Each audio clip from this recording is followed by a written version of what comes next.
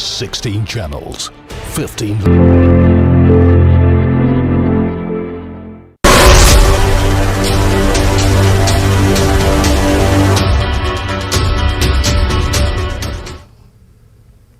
नाज़रादा programme वकील साहब में आपका बहुत इस्तकबाल है। मैं हूं आपके साथ हिना ज़ुबैर। नाज़रीन, हमारे ये प्रोग्राम ख़ास तौर पर आपकी उन कानूनी उलझनों के हल के लिए है, उनके राय मशवरे के लिए है जो कि कहीं ना कहीं आपको परेशान कर रही हैं। कई बार कानूनी पेचीदगियां ऐसी होती हैं जिससे कि एक आम इंसान किसी भी वकील के पास जाने से डरता है या फिर उसको पता नहीं होता कि क्या क्या कानून ने उसको दे रखा है, क्या क्या सहूलतें उसके पास हैं।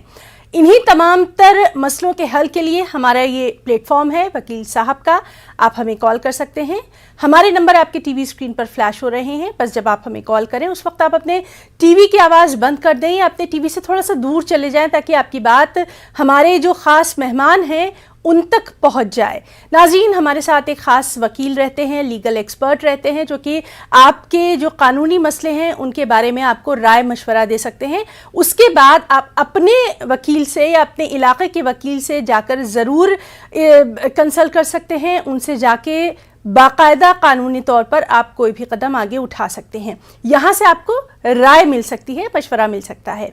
तो नाज़रीन, चलिए अपने प्रोग्राम की शुरुआत करेंगे। सबसे पहले मैं तारुफ करवा देती हूँ। आज हमारे साथ मौजूद हैं बहुत ही ख़ास मेहमान। हमारे साथ मौजूद हैं सुप्रीम कोर्ट के वकील एडवोकेट शाश्वत आनंद जी। शाश्वत जी, बहुत बहुत इस्तकबाल करना चाहेंगे आपका अपने ख़ास प्रोग्राम वकील साहब पे।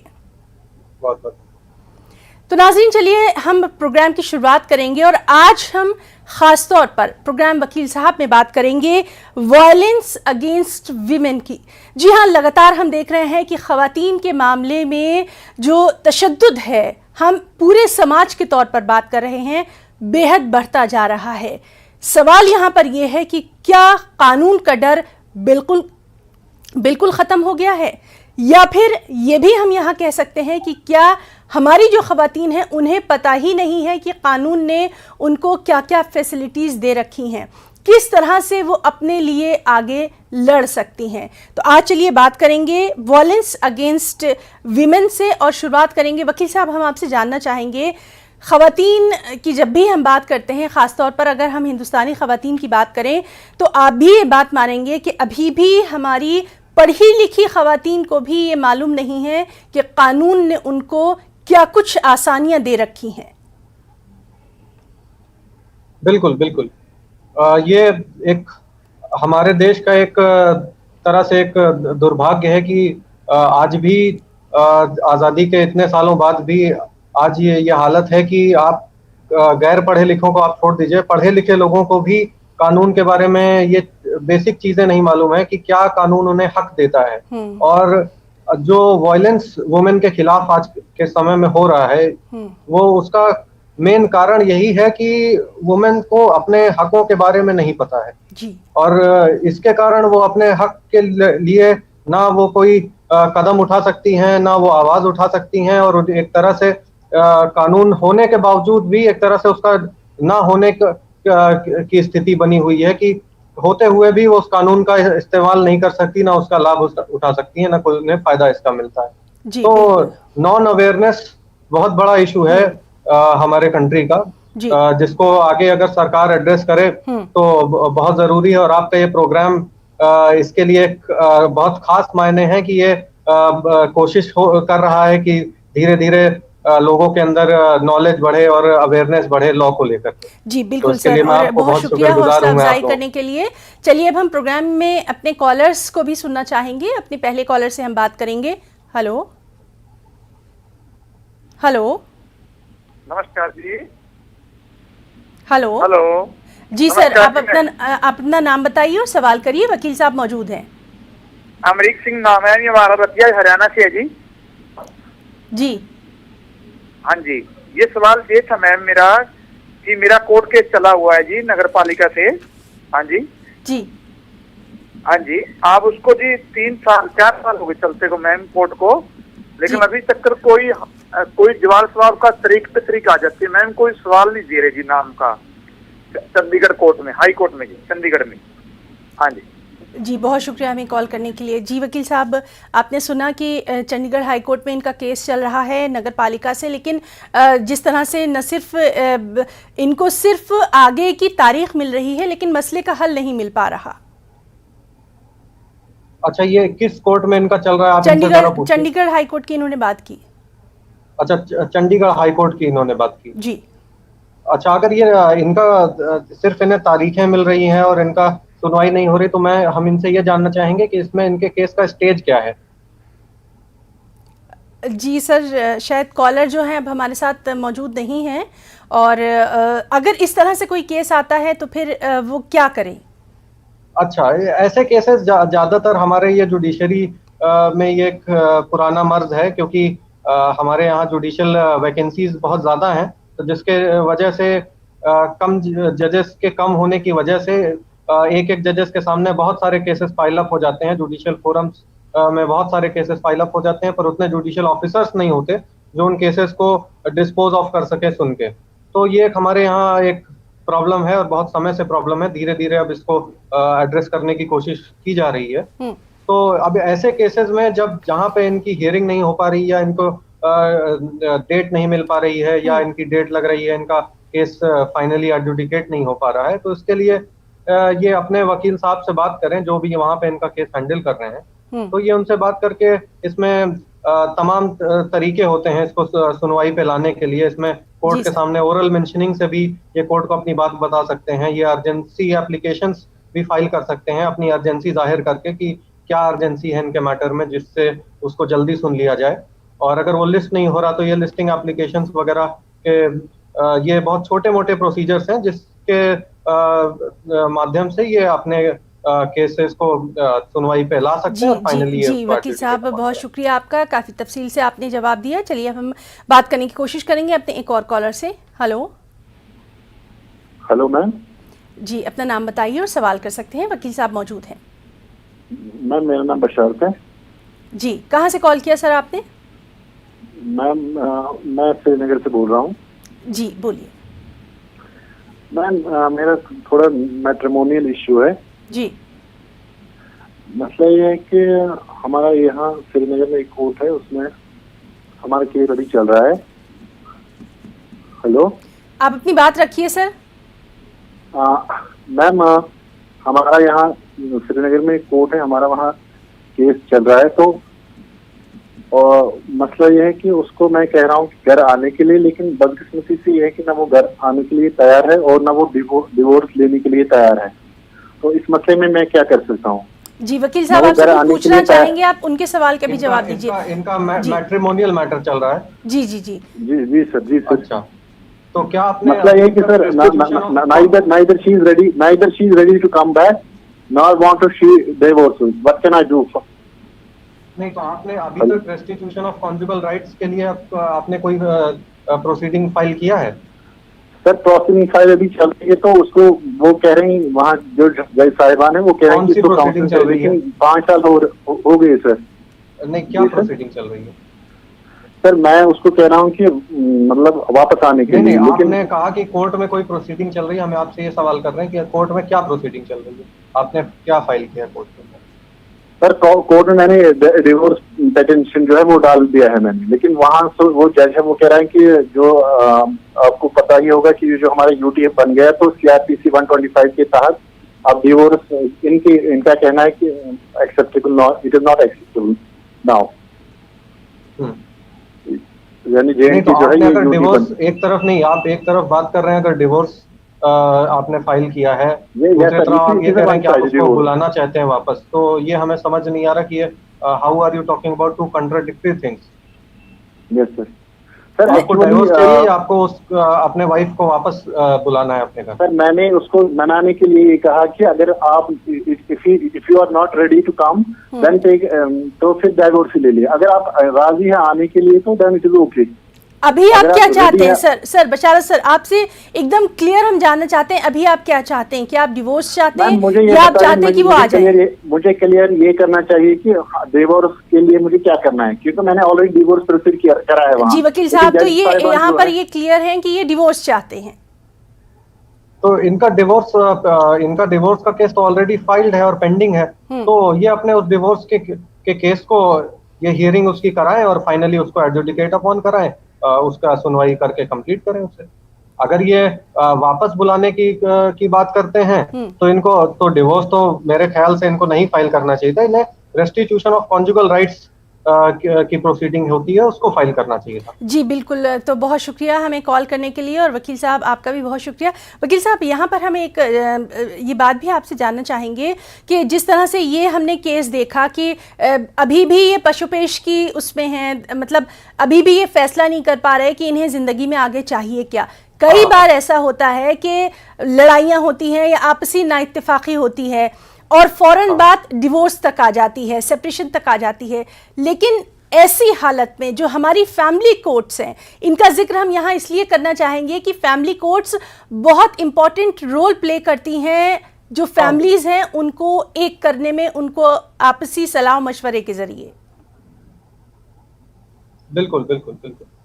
इसमें कोर्ट्स में मीडिएशन का भी प्रोविजन होता है। तो मीडिएशन में एक मीडिएटर होता है जो कि दोनों हस्बैंड एंड वाइफ के बीच में बैठ के उनकी प्रॉब्लम्स को समझता है और उसको सुलझाने की कोशिश करता है। वो ज्यादातर मीडिएटर्स जो होते हैं वो senior members of the society होते हैं। वो कोई सीनियर एडवोकेट हो सकते हैं या कोई एक और senior member of the society हो सकते हैं जिनको भी कोर्ट ने एज अ मीडिएटर अपॉइंट किया है। तो वो समझाने की कोशिश करते हैं कि आप अपने जिंदगी को आप आगे इस तरह से मत करिए कि आपको प्रॉब्लम आए, आपके या तो अगर बच्चे हैं तो उन्हें प्रॉब्लम आए, तो आपकी जिंदगी खराब हो। उसके बजाय आप कोशिश करें कि रिकंसिलिएशन हो सके, दोबारा से आप साथ रह सकें। तो उसके लिए वो जो भी मिसअंडरस्टैंडिंग्स वगैरह होती हैं वो उसके लिए वो करते हैं। तो ये मीडिएशन का प्रोविजन होता है और कोर्ट्स मीडिएशन में भी पार्टीज को रेफर करती हैं और ये हाई कोर्ट में भी होता है।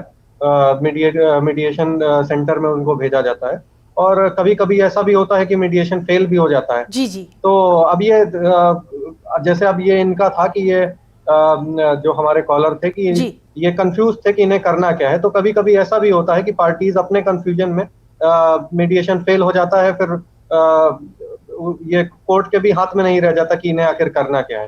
तो ये जरूरी है कि ये पहले हम खुद समझें कि हमें आखिर क्या चाहिए लीगल रेमेडीज, क्योंकि जो भी हम कोर्ट से चाहते हैं वो स्पेसिफिक होना चाहिए। हम जनरल या वेग टर्म्स में नहीं मांग सकते या कोर्ट हमें नहीं। जी वकील साहब, आपने इस वक्त बहुत ही ये अहम यहाँ पर पॉइंट रखा है कि पहले हमें पता होना चाहिए कि हम आखिर कोर्ट से चाहते क्या हैं। खामखा कोर्ट का हमें वक्त बर्बाद बिल्कुल नहीं करना चाहिए। बहुत सही आपने ये बात यहाँ पर रखी। चलिए बात करने की कोशिश करते हैं हम अपने एक और कॉलर से। हेलो। हाँ जी नमस्कार मैम। नमस्कार सर। हाँ जी रतिया से बोलते हैं, हरियाणा से। जी बताइए मैडम। ये चंडीगढ़ का कोर्ट केस था जी हमारा। जी जी। हाँ जी, उसका कोई उत्तर नहीं बताया मैम आपने। मैं कॉल द्वारा ही करी हटके करी है जब। जी जी। तो वकील साहब ने आपसे कुछ पूछा था। वकील साहब आपसे कुछ पूछना चाह रहे हैं। वकील साहब आप इनसे कुछ पूछना चाह रहे थे। हरियाणा से हैं ये हमारे कॉलर। चंडीगढ़ हाई कोर्ट में इनका केस चल रहा है। अच्छा, हमें इनसे यही पूछना था कि आपके केस का स्टेज क्या है।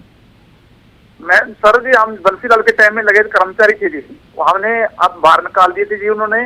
तो इसी बात के हमारे कोर्ट केस डाला था जी। बाकी आदमी हमारे आ चुके जी, मैं और आई है।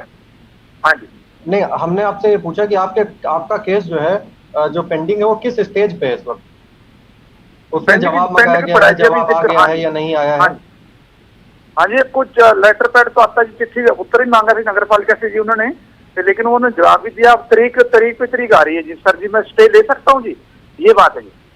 नहीं तो ये तो इसके लिए तो आपको अपने वकील साहब से बात करनी पड़ेगी कि ये उस पे इसको केस को हियरिंग पे ले आए, और हियरिंग होगी तो ये उनको बातें उनको कोर्ट के सामने कहनी है। अगर जवाब नहीं आया तो वो कह सकते हैं कि वो जवाब ना दें, क्योंकि इसको वेवर एक मान लिया जाए और जो जवाब देने का उनका मौका है उसको उन्होंने वेव कर दिया, तो अब उनको जवाब देने का कोई हक नहीं बचा। तो अब कोर्ट आपकी बातों को सुन के आपके केस के मेरिट को देख के फैसला सुना सकता है। जी बिल्कुल। तो तमाम नाज़रीन से हम बार बार यही दरख्वास्त कर रहे हैं कि यहाँ पर आपको राय मशवरा दिया जा सकता है, आपके जो मसले हैं उनको यहाँ पर सुना जा सकता है, लेकिन उसके बाद आप अपने वकील से ज़रूर राब्ता करें। अपने वकील से ही आप तमाम तर बातें उनके सामने रख कर ही कोई कानूनी कार्रवाई आप आगे कर सकते हैं। हम अपने वकील साहब का भी यहाँ पर शुक्रिया अदा करना चाहेंगे। उन्होंने बहुत ही अच्छे अंदाज में हमारे नाज़रीन को ये तमाम तर जो उनकी परेशानी थी उसका हल दिया है। चलिए बात करने की कोशिश करते हैं एक और कॉलर से। हेलो हेलो हेलो मैम, आवाज आ रही है मेरी? जी, आप अपना नाम बताइए, हाँ, कहाँ से कॉल किया, सवाल करिए। जम्मू से बात कर रही हूँ, वंदना। बेसिकली मैं डोगरा लड़की हूँ और मेरी कश्मीरी में शादी हुई पंडितों में। बेसिकली 2011 में मेरी शादी हुई थी, तो मैम उन्होंने 1 महीने के अंदर अंदर मेरे पति को फारगती दे दी थी, वो इस रीजन से ताकि मैं उनकी लाइफ से निकल जाऊँ। अभी क्या अरेंज मैरिज हुई थी, उन्होंने सोचा था कि उनका बेटा जैसे है सीधा तो वैसे ही उनको बहू चाहिए थी। जब उनको पता चला कि मैं अभी आप क्या चाहती हैं, आप फौरी तौर पे ये बताएं। मैं चाहती हूँ जो फारगती हुई थी 2011 में जी थी, जैसे मेरी शादी हुई थी 1 महीना, उन्होंने मेरी फैमिली को भी नहीं बताया था। मैम अभी 11 साल हो गए शादी को, अभी तक उन लोगों ने ना ही फारगती वापिस करवाई है, ना ही मतलब कि हम मुझे धोखे में रखा। 5 साल में बाहर रही, 2014 तक मुझे हरास करते रहे और 2014 के बाद मैं चली गई। अभी रिसेंट में 2019 में आई हूँ इस घर में। 2 साल हो गए मुझे घर में आए हुए, ना ही मेरे हस्बैंड मतलब कि फारगती वापस करवा रहे हैं, वो कहते 13 ही। और यहाँ पर उन्होंने 3rd फ्लोर पर मुझे मकान बना कर दिया मेरे हस्बैंड ने, वो भी उधार उठाकर।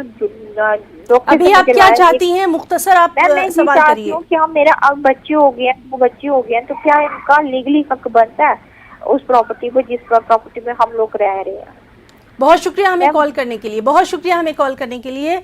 जी वकील साहब, अब देखिए ये भी इस तरह के मामले आते हैं कि 11 साल हो चुके हैं, इनके बच्चे भी हैं और ये अब ये जानना चाहती हैं कि जो भी प्रॉपर्टी है जहाँ पर ये रह रही हैं अपने ससुराल वालों के साथ, क्या इस पर कानूनी तौर पर इनका कोई हक बनता है? बिल्कुल इनका हक बनता है और जो भी इस्लाम आज इनकी शादी तो आज इनकी मकबूल है ना, बिल्कुल वो शादी इनकी बनी हुई है, टूटी नहीं है। जी जी जी, वापस आ गई हैं, ये अपने ससुराल में ही हैं। हाँ, तो इस केस में इनका इस्लामिक लॉ में इनको शेयर्स दिए जाते हैं अपने हस्बैंड की प्रॉपर्टी में से। तो जो इनके बच्चों के पास आएगा, तो इनकी जैसे इन्होंने बताया कि इनके पास इनकी बेटियां हैं, तो उसमें से उनका भी हक बनता है, बिल्कुल। जी, तो कानूनी तौर पर इनको पूरा हक है उस जायदाद में, उस प्रॉपर्टी में, बिल्कुल, और उनको उस घर में रहने का भी हक है। जी जी, और साथ ही साथ इनको मेंटेनेंस लेने का भी हक है कि अगर इनके हस्बैंड इनको मेंटेन नहीं करते, इनको जो प्रॉपर खर्चे हैं वो नहीं देते, बच्चों को स्कूल में पढ़ाने के लिए फीस नहीं देते, या कि उनकी प्रॉपर एजुकेशन हो सके, तो उसके लिए भी ये सीआरपीसी में सेक्शन 125 की प्रोसीडिंग्स ये मेंटेनेंस के लिए ये कर सकती हैं। जी बिल्कुल वकील साहब, बहुत शुक्रिया आपका अदा करना चाहेंगे। और नाज़रीन, आप भी हमें कॉल कर सकते हैं, हमारे नंबर आपकी टीवी स्क्रीन पर जो हैं वो फ्लैश हो रहे हैं। सिर्फ यही दरख्वास्त है कि जब आप हमें कॉल करें तो अपनी टीवी की आवाज़ एक तो बंद कर दें, और दूसरा आपको क्या पूछना है आप अगर मुख्तसर पूछेंगे और पहले से अपना क्वेश्चन जो है वो फ्रेम कर लेंगे तो आपको ही आसानी होगी आपके जवाब के लिए। जो प्रोग्राम है उसका सिलसिला यूं ही जारी रहेगा। फिलहाल रुकना चाहेंगे एक छोटी सी ब्रेक के लिए, जल्द लौटेंगे।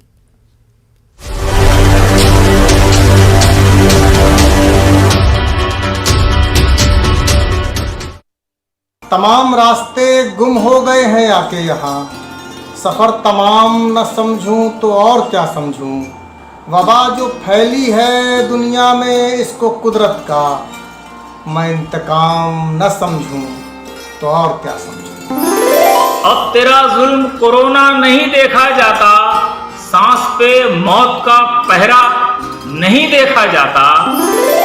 काश आदे जहाँ कायनात के मालिक, ये तेरा कहर नहीं है, ये है तेरी तंबीह। तीसरी लहर के खातिर यारो कमर कसो तैयार रहो, लो वैक्सीन ये गफलत छोड़ो, होशियार बेदार रहो। जिंदगी का यकीन वैक्सीन मुहिम के तहत न्यूज़ 18 उर्दू का ऑनलाइन मुशायरा देखिए इतवार रात 10:56 पर सिर्फ न्यूज़। तो प्रोग्राम वकील साहब में एक बार फिर से आप सभी का तहे दिल से इस्तकबाल करते हैं। नाज़रीन, आज हमारे साथ मौजूद हैं सुप्रीम कोर्ट के वकील एडवोकेट एडवोकेट शाश्वत आनंद जी। शाश्वत जी, जिस तरह से लगातार हम बात कर रहे हैं, हमारे कॉलर्स भी हमारे साथ मौजूद हैं। चलिए बात करने की कोशिश करते हैं अपने अगले कॉलर से। हेलो हेलो जी, अपना नाम बताइए और कहाँ से कॉल किया, सवाल करिए। मेरा नाम कमर सिद्दीकी है, मैं इंद्रपुरम गाजियाबाद से बोल रही हूँ। आप थोड़ा तेज बोलेंगी मैम, आपकी बिल्कुल आवाज़ नहीं आ रही। इंद्रपुरम से बोल रही मैम जी, अपना सवाल करिए। इंद्रपुरम गाजियाबाद, इंद्रपुरम गाजियाबाद, कमर सिद्दीकी बोल रहे हैं जी, सवाल तो करिए। मेरा सवाल ये था कि मैंने 2006 में नोएडा में प्लॉट खरीदा था किसान से, ठीक है जी। तो उसको मैं किसी कारणवश बना नहीं पाई थी, तो 2013 में वो गवर्नमेंट ने एक्वायर कर लिया था कि यहाँ पर रोड निकलेगी। तो उसके बाद जो है फिर मैंने ITR निकलवाई, तो बोले कि तुम्हारा प्लॉट तो आया नहीं है इसमें, तो आपका प्लॉट जहाँ पे है तो आप वहाँ पर बाउंड्री कर लो। और मैं वहाँ जाके देखा तो गवर्नमेंट ने मेरा प्लॉट ना किसी और को दे दिया। उसके बारे में पूछना चाह रही थी। आपने क्या इस सिलसिले में कोई कानूनी कार्रवाई अभी तक की है? अभी तक नहीं करी मैडम। आपने कहीं किसी से भी इस बारे में बात नहीं करी? नहीं, मैंने ITR निकलवाई थी और कुछ बात करी नहीं। जी, वकील साहब आप कुछ पूछना चाहेंगे? अगर आपको इनका सवाल समझ में आ गया एक सवाल पूछना चाहते हैं, इनका ये लैंड एक्विजिशन कब हुआ है? सर आपका जो भूमि अधिग्रहण है, लैंड एक्विजिशन, वो कब हुआ है, किस साल में? सर ये हुआ था 2014 के फर्स्ट टाइम में, 2014 में शुरू में हो गया। आपने प्लॉट अपना खरीदा कब था? 2006 में खरीदा था, बना नहीं पाई थी, था मेरे पास ही। तो आपने उसके बाद अपना प्लॉट खरीदने के बाद आपने कोई प्रोसीडिंग नहीं की उसको, प्लॉट को पे कब्जा लेने के लिए या अपना उस पे नाम चढ़वाने? नहीं सर, वो मेरे पास ही था, मैंने उसमें कमरा उमरा बनाया हुआ था, लेकिन पूरा नहीं बना पाई थी उसको। पोजीशन मेरे नाम थी, उसके मेरे नाम दाखिल खारिज मेरे नाम हो गया। ठीक है। तो फिर क्या प्रॉब्लम आ गई इसमें? जब आपके नाम पे था और आपका उस पे कब्जा था, आपने कमरे बनवा लिए उस पे, तो प्रॉब्लम कैसे आ गई इसमें? ये हुआ ना कि जब 2013-14 में उन्होंने एक्वायर किया कि यहाँ पर ना कोई रोड निकलेगी। हाँ बिल्कुल। उस वक्त उसको सब गिरा दिया गया था उसको। गिरा दिया गया था? जी। तो उसमें जब वो लैंड एक्वायर करते हैं तो वो कंपनसेशन का उसमें प्रोविजन होता है, तो आपको कंपनसेशन मिलता है। तो उसके बारे में आपने कुछ पता किया या उसके बारे? हाँ सर, उसके बारे में मैंने पता किया था। तो फिर वो बोले कि भाई कंपनसेशन तो उनको दिया जाएगा जिनका आया होगा, आपका तो आया ही नहीं है। आया होगा मतलब क्या है? मतलब जिनके एक्वायर हुआ है उनका आया है, आपका आया नहीं है। मैंने ITR वगैरह निकलवाई थी, तो उन्होंने कहा कि आपका आया नहीं रहे, कि ITR में भी है तो हमारा आया नहीं है का ये मतलब आपका कहने से है कि उन्होंने ये कहा कि आपका एक्वायर नहीं हुआ है तो आपको कंपनसेशन नहीं मिलेगा, फिर भी आपका ये कहना है कि लैंड एक्वायर हो गया था? हाँ, ऑनलाइन एक्वायर हो गया है वो। तो आया नहीं है कहने का हमें मतलब नहीं समझ में आया कि आपने इसके आगे क्यों कोई अभी तक प्रोसीडिंग नहीं किया? नहीं, आपका लैंड अगर एक्वायर हुआ है तो इट मींस आप इंटाइटल्ड हैं कंपनसेशन लेने के लिए। चलिए, बहुत शुक्रिया हमें कॉल करने के लिए। और इसी तरह से आपके तमाम जो कॉलर्स हैं वो हमारे साथ अपने कॉल्स का सिलसिला जारी रख सकते हैं। वकील साहब, अब यहाँ पर देखिए 2014 की ये बात है, लेकिन अभी तक इन्होंने इस मामले में कोई कानूनी कार्रवाई नहीं की है। तो यही हम कई बार ये कहते हैं कि कानून आपके लिए है, फिर भी आप इतना देर क्यों कर देते हैं? उससे आपका ही केस कहीं ना कहीं कमज़ोर हो जाता है। तो नाज़रीन, हम बात करने की कोशिश कर रहे हैं। हमारे साथ मौजूद हैं सुप्रीम कोर्ट के वकील एडवोकेट शाश्वत आनंद जी, जिनसे लगातार हम बात कर रहे हैं। आपको ये भी बता दें कि आप हमें भी कॉल कर सकते हैं। आप जब हमें कॉल करें तो बराए मेहरबानी एक तो अपने टीवी की आवाज़ बंद कर दें। उसके बाद जब आप अपना सवाल करें तो आप बहुत स्पेसिफिक, यानी आपको पता हो कि आपको क्या सवाल करना है, क्या पूछना है, बहुत ही आसान अल्फाज में।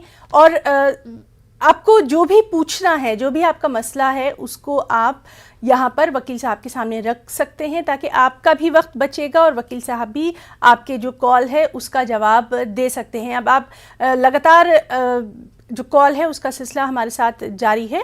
वकील साहब, जिस तरह से हम ये आपसे जानना चाह रहे थे कि इतना अरसा गुजर गया लेकिन इन्होंने अभी तक कोई कानूनी मदद नहीं ली, कहीं ना कहीं कमी नॉलेज की है, कमी बेदारी की है? एक अवेयरनेस का प्रॉब्लम तो है ही, और साथ ही साथ ये भी प्रॉब्लम है कि लोग ये नहीं समझते कि भले उन्हें मालूम ना हो, अवेयर ना हो, अवेयरनेस ना हो लॉ के बारे में, और या उससे वो लाइटली लें, कैजुअली लें, लेकिन फिर भी उनकी जिंदगी जो है वो उससे ही चल रही है, और बहुत ही भारी इम्पैक्ट हर चीज जो उनकी जिंदगी में हो रहा है वो लॉ से हो रहा है। और लॉ का एक सेट कायदे कानून है और नियम है, तो उससे फिर उन्हें नुकसान भी पहुंचता है। इस तरह से अगर जैसे इन्होंने 2014 के बाद आज 2021 में इन्होंने इसके बारे में सोचना शुरू किया, कोई बीच में प्रोसीडिंग नहीं की, तो इसका इन्हें नुकसान भी होता है कि इतने दिन से ये अपने पोजीशन से भी बाहर हैं, इनको कंपनसेशन भी उसका जो वाजिब मिलना चाहिए था वो भी नहीं मिला। तो ये सारी इनके साथ प्रॉब्लम्स हुई, तो ये एक बहुत बड़ा इशू है जिसके लिए आपका एक प्रोग्राम भी मदद इनकी कर रहा है धीरे धीरे, और उम्मीद है कि आगे के समय में इनको हमारे देश में ऐसी अवेयरनेस आए कि लोग अपने हकों को जाने और सही समय पे वकील से सलाह लें, सही समय पे कानून का दरवाजा खटखटाएं। जी, और नाज़रीन, लगातार हमारा ये जो प्लेटफॉर्म है वकील साहब का, ये आपके कानूनी मसलों के हल के लिए है। वकील साहब का भी हम बहुत शुक्रिया अदा करना चाहेंगे कि वो लगातार हमारे साथ मौजूद हैं और हमारे तमाम जो नाज़रीन हैं उनके मसलों के बारे में वो यहाँ पर बता रहे हैं। बात करने की कोशिश करेंगे एक और कॉलर से। हेलो वकील साहब। हेलो हेलो जी, अपना नाम बताइए, कहाँ से कॉल किया और सवाल करिए। मैं जावेद अहमद गनाई हूँ, चानापुरा से, श्रीनगर। सवाल करिए। मैडम, मेरा एक केस चल रहा है अपने भाइयों के साथ। जी, हेलो, सवाल करिए। हेलो वकील साहब। हेलो वकील साहब, आपका जो केस चल रहा है अपने भाइयों के साथ वो किस सिलसिले में है? हेलो वकील साहब, प्रॉपर्टी के मसले में।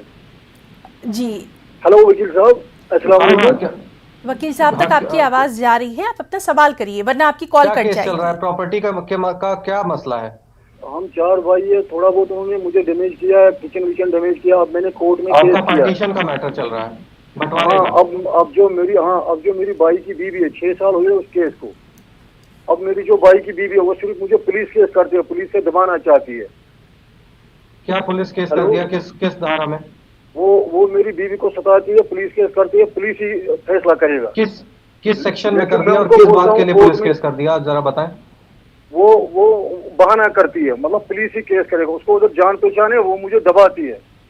नहीं, दबाती है कि नहीं दबाती है उससे हमारा मतलब नहीं है, पर हम इतना सिर्फ पूछना चाहते हैं कि पुलिस में उन्होंने क्या केस किया है। मैं दूसरा वकील कर सकता हूँ। बहुत शुक्रिया हमें कॉल करने के लिए, बहुत शुक्रिया। समझ नहीं पा रहे हैं जी वकील साहब, ये खुद भी शायद अभी यहाँ पर बता नहीं पा रहे हैं या खुद समझ नहीं पा रहे हैं। ऐसा लगता है कि इन्हें मालूम नहीं है कि क्या केस किया गया है और किस सेक्शंस के तहत किया गया है, उसमें बातें क्या है। तो क्योंकि ये कैजुअल बातें कर रहे हैं कि दबाना और ये सब, तो क्योंकि हम लोग तो ये देखते हैं कि क्या एक्चुअल पेपर में what is there in the paper, तो पेपर वर्क से होता है और कानून जो है इनकी बातों से तो नहीं चलेगा। बिल्कुल ठीक वकील साहब, और ये प्रॉब्लम इसीलिए है, और ये हम देख रहे हैं कंटिन्यूअसली, हम लोग जैसे देख रहे हैं कि ये अवेयरनेस की ही प्रॉब्लम है, कि क्योंकि एक अवेयर इंसान होगा तो पहली चीज वो यही पूछेगा कि हमारे ऊपर अगर केस हुआ तो किस सेक्शन में किया गया, वो क्या केस किया गया, वो उसमें दलीलें क्या दी गई या फैक्ट्स क्या लिखे हुए हैं। तो वो बेसिक चीज है जो हम लोग सबसे पहले पूछते हैं या देखते हैं। तो ये इस चीज की कमी अभी लगातार हम लोग को देखने को मिल रही है। जी, और वकील साहब इसी सिलसिले को हम आगे बढ़ाएंगे। हम आपसे जानना चाहेंगे, कई बार कोई अपनी एफआईआर दर्ज करवाने पुलिस स्टेशन जाता है, एफआईआर जब वहाँ पर दर्ज हो जाती है उसके बाद वो कौन कौन से ऐसे पेपर्स हैं, कौन कौन सी ऐसी चीज़ें हैं जो अपने मुकदमे को आगे बढ़ाने के लिए उनके पास होना चाहिए। एक ये बहुत ही कॉमन सी बात है जो हमारे तमाम नाज़रीन को ज़रूर पता होनी चाहिए, आपसे हम जानकारी चाहेंगे। बिल्कुल। तो जैसे आपने बात किया एफआईआर के बारे में या पुलिस रिपोर्ट के बारे में जी, और 2 चीजें होती हैं, लोगों को ज्यादातर कम पता होता है। एक एफआईआर होती है और एफआईआर के साथ साथ एक कंप्लेंट प्रोसीडिंग भी होती है। जी सर। तो हम जैसे क्रिमिनल लॉ जस्टिस मशीनरी को अगर हम इन्वोक करना चाहें या उसके हम एक तरह से वो उसके व्हील्स जो है उसको हम इन मोशन लाना चाहें तो हमारे पास दो रास्ते हैं, या तो हम FIR कर सकते हैं या हम कंप्लेंट कर सकते हैं। तो कंप्लेंट जो होती है वो डायरेक्ट मजिस्ट्रेट के सामने होती है अंडर सेक्शन 190 CRPC, और जो FIR होती है वो सेक्शन 154 CRPC में होती है। तो कंप्लेंट के लिए हम पुलिस स्टेशन जाते हैं, FIR के लिए पुलिस स्टेशन जाते हैं, और कंप्लेंट के लिए हम मजिस्ट्रेट के पास जाते हैं। जी सर। तो कंप्लेंट करने के लिए हमारे पास ज्यादा कागजात की जरूरत नहीं होती, ये डिपेंड करता है केस टू केस। अगर उस तरह का केस है जिसमें हमें पेपर वर्क दिखाना है, जैसे मान लीजिए हमने कोई फोर्जरी की हमने बात की कि नकली कागजात बनवा लिए या जाली कागजात बना लिए या किसी के सिग्नेचर फोर्ज करके कुछ उसमें घपला कर दिया या इस तरह से, तो हमें तब कागजात की जरूरत पड़ेगी। अदरवाइज जैसे किसी को मार दिया गया या कुछ कर दिया गया, तो इस तरह से केस टू केस डिपेंड करता है कि हमें आखिर क्या कागजात की जरूरत है या नहीं है। क्योंकि ओरल कानून हमें यह भी हक देता है कि हमें कोई एप्लीकेशन की देने की भी जरूरत नहीं है, हम सिर्फ ओरल स्टेटमेंट पे ही अपनी FIR दर्ज करा सकते हैं। बहुत लोग होते हैं जो कम पढ़े लिखे हैं, उन्हें हिंदी कम आती है, इंग्लिश कम आती है, उर्दू कम आती है, तो वो अपनी बातों को पुलिस को ओरली जाके मौखिक रूप से बता सकते हैं, और वो उनकी बातों को सुन के वो अब नोट डाउन कर लेंगे सारी बातें, और जो उस पर स्पेसिफिक सेक्शंस होंगे उनकी बातों से जो निकल के आता है कि ये सेक्शंस इसमें अप्लाई करते हैं, वो सेक्शन वो उसमें लगा देते हैं। बहुत ज़रूरी आपने जो जानकारी है, मालूमात है, वो हमारे नाज़रीन तक पहुंचाई है, और लगातार इसलिए हम आपका बहुत शुक्रिया भी अदा कर रहे हैं। चलिए बात करने की कोशिश करेंगे अपने एक और कॉलर से। हेलो हेलो हेलो हेलो जी, अपना नाम बताइए और सवाल करिए। कहाँ से कॉल किया ये भी बताइए। मेरा नाम खुर्शीद अहमद है, कर्नाटक बल्लारी जिले से। जी, अपना सवाल करिए। तो सवाल दो भाइयों की जायदाद की जमीन है मसला। आपकी आवाज बहुत कम आ रही है सर, थोड़ा सा आप तेज बोलेंगे। हेलो जी, अब बताइए, सवाल करिए। दो भाइयों की खेती है। दो भी भाई गुजर चुके हैं, उनके बच्चे जो छोटे भाई का लड़का जो आ रहा नहीं है उनको धमकी देता है, बड़े भाई के लड़के को। आप क्या चाहते हैं इस मामले में? आप इस मामले में क्या चाहते हैं? खेती आप कानूनी मशवरा क्या चाहते हैं यहाँ पर? वो अलग होना चाहिए, खेती का जो पानी होता है ना वो अलग अलग होना चाहिए। नाम जी, बहुत शुक्रिया हमें कॉल करने के लिए। जी वकील साहब, जायदाद का मामला है, दो भाइयों की जो प्रॉपर्टी है उसमें बच्चे जो हैं वो अब आपस में लड़ रहे हैं। पानी का मसला, जो खेतों में पानी दिया जाता है वो मसला आ गया। क्या इस सिलसिले में ये कुछ कानूनी मदद ले सकते हैं? हाँ, ये इसमें कानूनी मदद ले सकते हैं। ये इसमें रेवेन्यू कोर्ट्स में इनको अप्रोप्रिएट प्रोसीडिंग फाइल करके अपना ये बंटवारा करा ले। जैसे कि कमर्शियल प्रॉपर्टीज का बंटवारा होता है, वैसे ही रेवेन्यू जो प्रॉपर्टीज होती हैं, रेवेन्यू प्रॉपर्टीज वो होती हैं जिन पे लगान दिया जाता है, तो वो एग्रीकल्चरल लैंड जैसे, तो उसके लिए भी ये बंटवारा करा सकते हैं। और रही बात इनकी, जैसे इन्होंने बताया कि धमकी और ये सब, तो इसके लिए अप्रोप्रिएट क्रिमिनल प्रोसीडिंग्स ये कर सकते हैं और जाके इसमें इसकी इंफॉर्मेशन ये अपने नियरेस्ट पुलिस स्टेशन में दे सकते हैं। जी, बहुत शुक्रिया वकील साहब, और लगातार कॉल्स का सिलसिला भी जारी है। नाज़रीन, हमारा प्रोग्राम भी आगे जारी रहेगा। फिलहाल यहाँ रुकना चाहेंगे एक छोटे से ब्रेक के लिए, कहीं जाइएगा नहीं, जल्द लौटेंगे।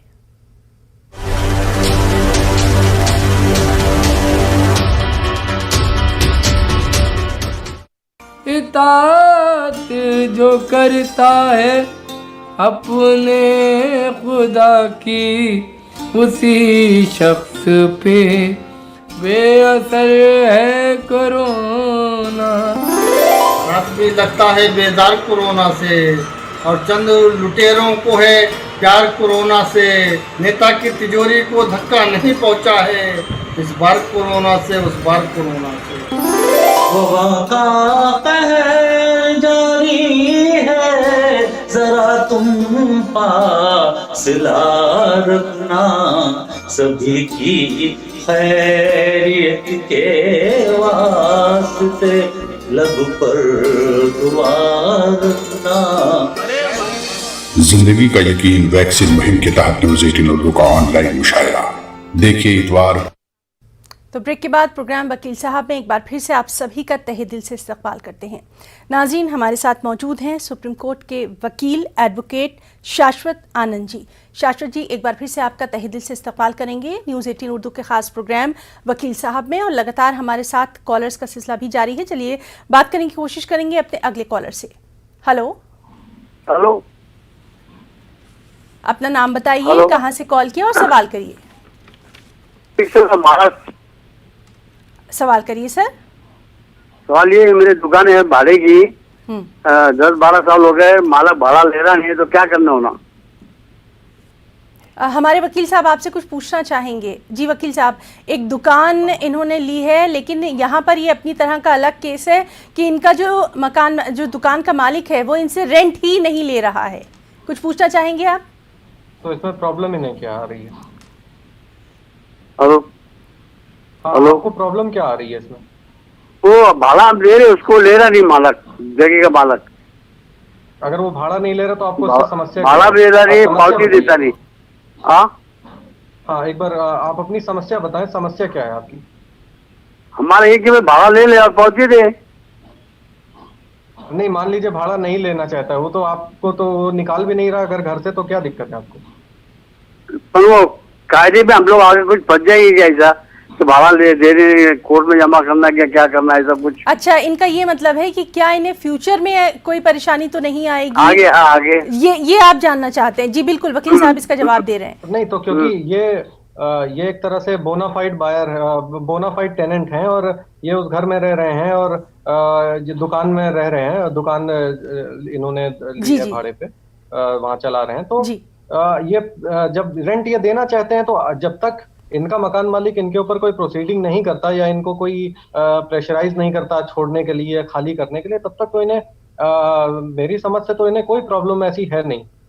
जब भी ऐसी कोई प्रोसीडिंग होती है तो हमेशा उसमें ऑप्शन ये होता है कि आप इमीडिएटली आप उसमें सारे जो आपके रेंट हैं वो आप जमा कर दें। तो आप उसको जैसे अगर कोई प्रोसीडिंग हो आप उसमें रेंट जमा कर सकते हैं।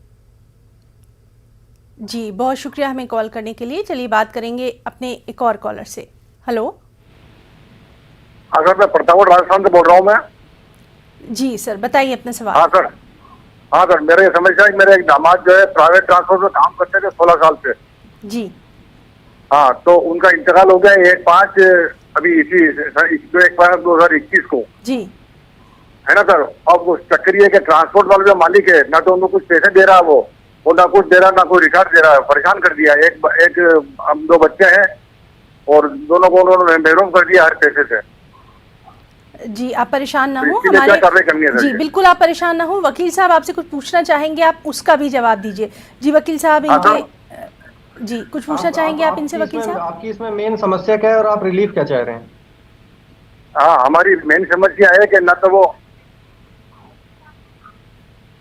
हाँ बोले। वकील साहब, हाँ वकील साहब शायद ये जानना चाह रहे हैं, इनका जो दामाद था जिसका अचानक इंतकाल हुआ है, अचानक उसकी मौत हो गई है, और जो जहाँ वो काम करता था, ट्रांसपोर्ट कोई कंपनी थी, वहाँ पर वो काम करता था। अब वहाँ से ना उसको ईपीएफ है, ना किसी तरह का कोई पैसा है, यानी जो उनके 2 बच्चे हैं उनके मुस्तकबिल के लिए अब ये परेशान हैं। इस सिलसिले में क्या ये कुछ मदद ले सकते हैं? और ये कब की बात हो गई, आप जरा इसमें बताएंगे, ये कब का मसला है? ये अभी हाल फिलहाल की बात, 2021 की ही बात बता रहे हैं जब डेथ हुई है। अच्छा। तो इन्होंने क्या अभी मतलब कोई इन राइटिंग क्या कोई इन्होंने कदम उठाया है कि नहीं, अभी इन्होंने कोई कानूनी मदद नहीं ली। एक्चुअली इनको पता ही नहीं कि इस सिलसिले में ये क्या कानून की मदद ले सकते हैं या फिर नहीं। हाँ बिल्कुल, तो इन्हें सबसे पहले तो किसी एक अपने वकील से इनको जाके मिलना चाहिए, और ताकि ये लीगल वे में ये इस मामले को डील कर सके। सबसे पहले इसमें ये कंपनी से जैसे इन्होंने बात कर लिया है, वो देने को तैयार नहीं है, तो ये इनको अप्रोप्रिएट जो भी उसके जो टर्म्स ऑफ सर्विस होता है, जो जैसे ये प्राइवेट कंपनी है तो उसमें प्राइवेट कंपनी में अपॉइंटमेंट जब होता है तो उसमें टर्म्स ऑफ सर्विस होते हैं और टर्म्स ऑफ अपॉइंटमेंट होते हैं। तो उसमें सारी चीजें स्पेसिफाइड होती हैं कि मरने पे कैसे क्या होगा, या और कोई सिचुएशन अराइज होती है, या उनका अचानक से टर्मिनेशन कर दिया जाए तो उसमें क्या होगा। तो सारी चीजें उसमें स्पेसिफाइड होती हैं पहले से ही, इनके जो कॉन्ट्रैक्ट होता है इनके और कंपनी के बीच में। तो ये उसको अपने वकील को दिखाएं और उसको दिखाकर उसके जो भी अप्रोप्रिएट प्रोविजंस हैं जिससे इनको जो इनको रिलीफ मिल सकता है, तो ये उसको उसके लिए ये लीगल नोटिस भेज के या और जो अप्रोप्रिएट इनको जैसी भी सलाह दें इनके एडवोकेट्स इनके केस के फैक्ट्स को देख के वो इसको ये कर सकते हैं। यानी ये कानूनी मदद जरूर ले सकते हैं। और बहुत हाँ, शुक्रिया वकील साहब, आपने इन्हें कानूनी मदद सबसे पहले लेनी चाहिए। जी, आपने इनकी एक उलझन तो कम से कम दूर कर दी है। चलिए बात करने की कोशिश करेंगे अपने एक और कॉलर से। हेलो हेलो हेलो सर, सबसे पहले तो आप टीवी की आवाज़ बिल्कुल बंद कर दें और अपना सवाल करें। अपना नाम बताएं। हेलो, अपना नाम बताइए और सवाल करिए। हाँ, मैं बारामूला से बोल रहा हूँ। जी, सवाल करिए।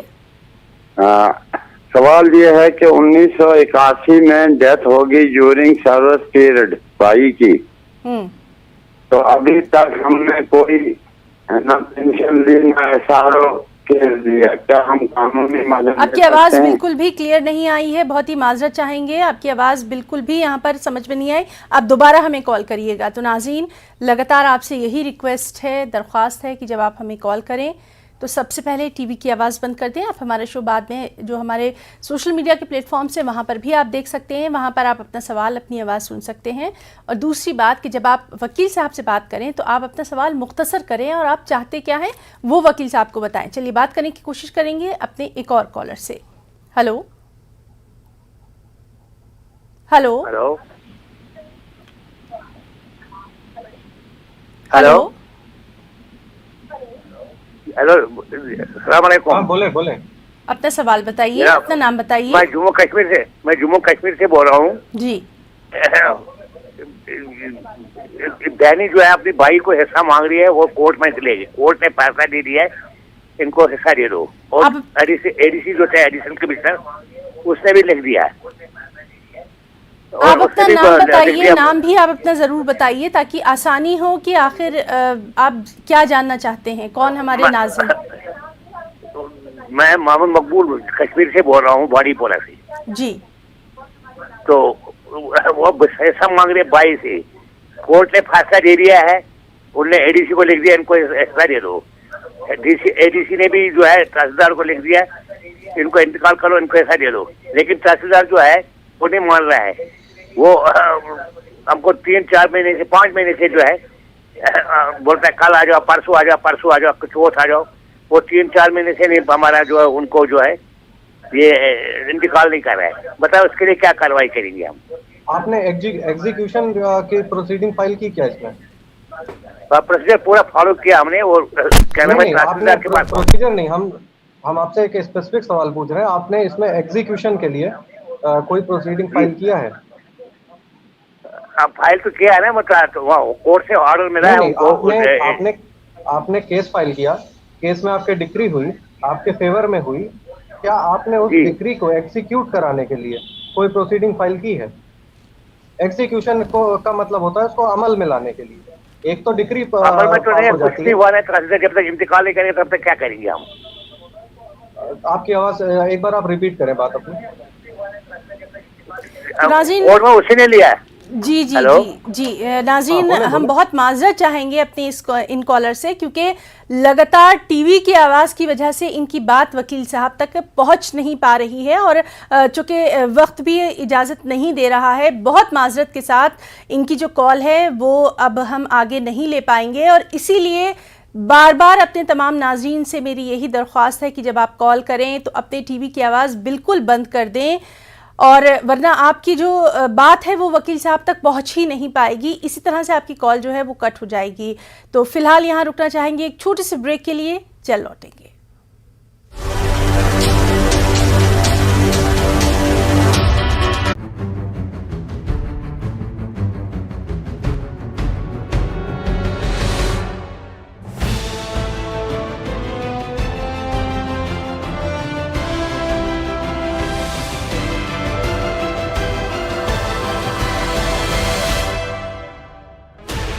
$16 channels, 15 languages.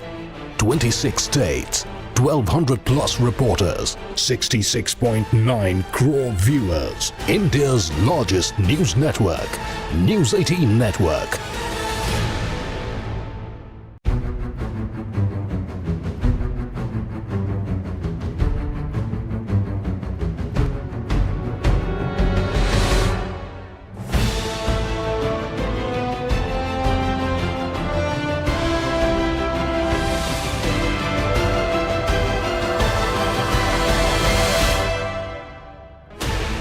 Sixteen channels, 15 languages, 26 states, 1200 plus reporters, 66.9 crore viewers.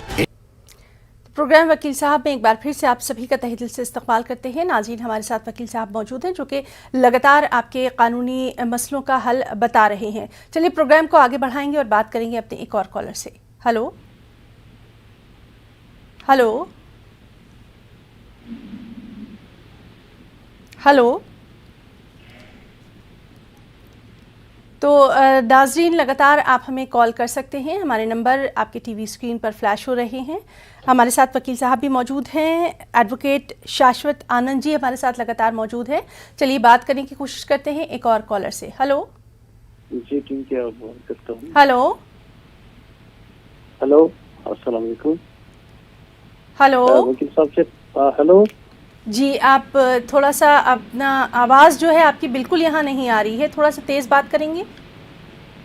Hello, वकील साहब से बात है जी, वकील साहब तक आपकी आवाज़ पहुँच रही है। आप अपना सवाल करिए, अपना नाम बताइए। वकील साहब से पूछना है कि हमारा तबादला है एक जमीन का, उसके लिए हमें करना है। एक बोलता है मैं आपकी दूंगा, मैं हूँ। आपकी आवाज़ क्लियर नहीं आ रही जी। तो नाज़रीन, ये कॉल भी हमें कट करना पड़ेगी क्योंकि उनकी आवाज़ जो है वो बिल्कुल भी क्लियर नहीं आ रही है और उम्मीद यही है कि वो आगे जब भी हमें कॉल करेंगे तो वो टीवी की आवाज़ बंद करके हमें फिर कॉल करेंगे। वकील साहब, जिस तरह से लगातार हम देख रहे हैं कि प्रॉपर्टी के बहुत सारे मसले आते हैं और आज से नहीं है, ये सदियों से हम देखते आ रहे हैं कि जायदाद को लेकर कहीं ना कहीं खुद हमसे ही गफलत हो जाती है। तो प्रॉपर्टी को लेकर अपनी जिंदगी में किन खास बातों का ध्यान रखना चाहिए? जनरली तो उम्मीद तो हम यही किया जाता है कि कोई प्रॉब्लम उसमें ना अराइज हो या कोई झगड़े ना हो या कोई प्रॉब्लम्स ना क्रिएट हो, कोई इश्यूज ना क्रिएट हो। लेकिन एक विजिलेंट रहने के लिए, एक सतर्क रहने के लिए ज्यादातर जब भी आप प्रॉपर्टी खरीदें उसके बारे में आप तहकीकात कर लें कि वो प्रॉपर्टी जो आपको बेच रहा है क्या उसी के नाम पे है या वो कोई मिडिल मैन तो नहीं है या उसके नाम पे ना हो, वो आपको धोखा देना चाहता है। क्योंकि कानून में ये नियम है कि जब भी कोई प्रॉपर्टी कोई बेचता है तो वो उतना ही बेच सकता है जितना उसके पास हक हो। कोई किराएदार मकान मालिक का हिस्सा नहीं बेच सकता। तो इस तरह से लोगों को तहकीकात कर लेनी चाहिए कि क्या वो प्रॉपर्टी जो उसका सेलर है क्या उसी के नाम पे है या नहीं, और जाके जो गवर्नमेंट रिकॉर्ड्स हैं, डॉक्यूमेंट्स हैं, जिसको खसरा और खतौनी बोलते हैं। जी, तो एक बार फिर से वही बात आ गई कि बेदारी बहुत जरूरी है और तमाम तर जानकारी होना चाहिए। चलिए बात करने की कोशिश करते हैं एक और कॉलर से। हेलो हेलो, अस्सलाम वालेकुम। वालेकुम सलाम। अपना नाम बताइए, सवाल करिए सर। हम कलकत्ता से बोल रहे हैं। जी जी, हमें बोल रहे कि एक दुकान है हमारा, वालिद साहब के नाम से हमको मिलता है। आप टीवी की आवाज बंद करके बराए मेहरबानी कॉल करिए। जी, टीवी की आवाज बंद करके आप कॉल करिए, तभी आपकी बात पहुंच पाएगी। हाँ, कह रहे थे कि एक दुकान है जो हमारे वालिद साहब के नाम से आइन संत है। जी, समझे ना? तेज बोले। हमारा एक दुकान है जो हमारे वालिद साहब के नाम से आइन संत किया हुआ है। ये वालिद साहब नहीं है मौजूद, तो वो बोलते हैं कि 5 लाख रुपया दीजिए तो हम नाम चेंज कर देंगे। अब क्या 2 महीना का भाड़ा नहीं ले रहे हैं।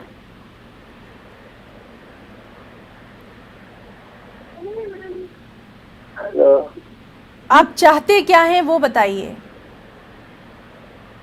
चाहते यही है कि हमारा बिल चेंज हो जाए और आप डिमांड जो है हम उसका देने के लायक ही नहीं है, जो बोलते हैं कि 5 लाख देना होगा।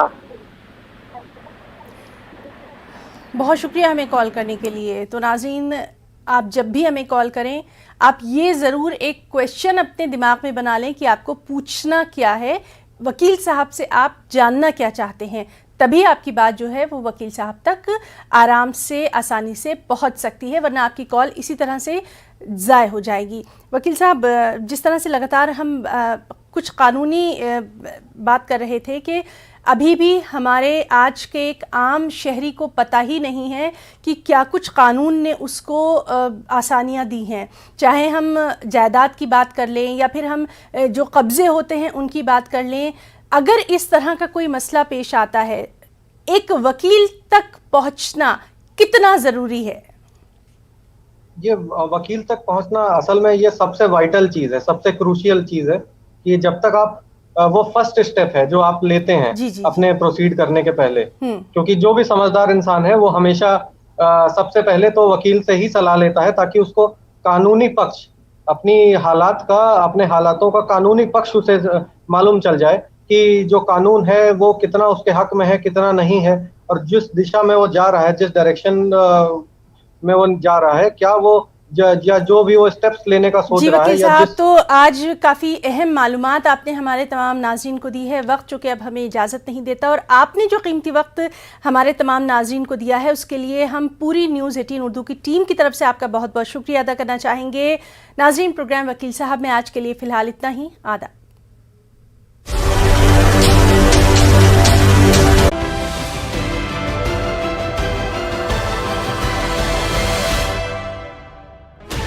$16 channels, 15 languages, 26 states, 1,200 plus reporters, 66.9 crore viewers, India's largest